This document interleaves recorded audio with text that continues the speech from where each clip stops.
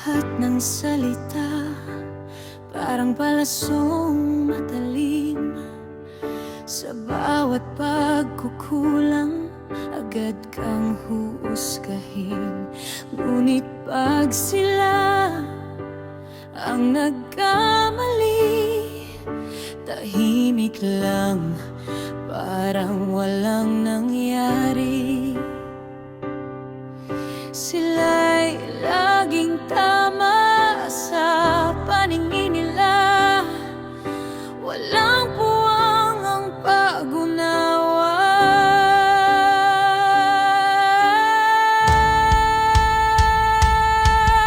Nakita nila ang mali ng iba, pero ang sarili bulag sa hiwaga.